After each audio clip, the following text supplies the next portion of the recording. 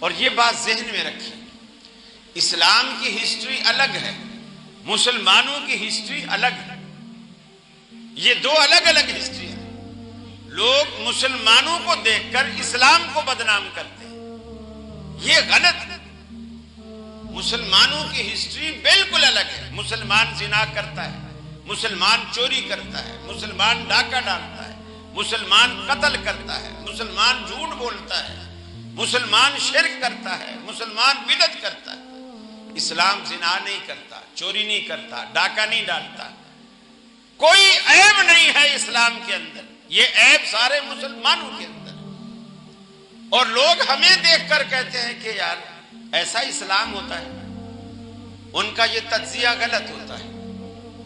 بلکہ میں کلپ سن رہا تھا، ڈاکٹر ذاکر نائک اکثر ایک مثال لیتے ہیں، جب کوئی مسلمانوں کو دیکھ کر اسلام پر اعتراض کرتا ہے تو وہ اس کا جواب دیتے ہیں کہ بھائی دیکھو، ایک کمپنی نے مرسڈیز گاڑی بنائی، مرسڈیز گاڑی بنائی ہے کمپنی نے، بالکل 0 میٹر نئی گاڑی لے کر آئے آپ، اور اس میں آپ کو بٹھا دیا گیا کہ آپ تھوڑا چلا کے دیکھو چلنے میں کیسی ہے، اور آپ کو ڈرائیونگ آتی نہ ہو، سرے سے ڈرائیونگ نہ آتی ہو، اور پہلی مرتبہ آپ بیٹھے اور 0 میٹر مرسڈیز میں بیٹھے۔ اب ظاہر بات ہے اس نے بتا دیا اس سے سٹارٹ ہوگی، یہ بریک ہے اور یہ ریس ہے وغیرہ وغیرہ۔ اب آپ نے چلائی، یہاں سے شروع بھی ہوئی، اور آگے آپ بریک لگانے کے بجائے جہاں بریک لگانی تھی آپ نے ریس دبا دی۔ شروع میں اناڑی ڈرائیور یہی غلطی کرتے ہیں۔ تو اس نے ظاہر بات ہے آگے جس وجہ سے آپ نے بریک لگائی تھی کہ کوئی بندہ تھا یا گاڑی تھی یا دیوار تھی یا کٹنگ تھی، آپ سیدھا جا کے اس پر ٹھوک دیں گے۔ بریک لگانے کے بجائے آپ نے رفتار بڑھا دی۔ اب وہ باہر نکل کے بولے یار مرسڈیز گاڑی تو بالکل بیکار ہے، یہ تو بالکل بیکار ہے، یہ 0 میٹر کہہ رہے تھے، یہ تو یہاں سے وہاں تک نہیں گئی اور ٹھک گئی۔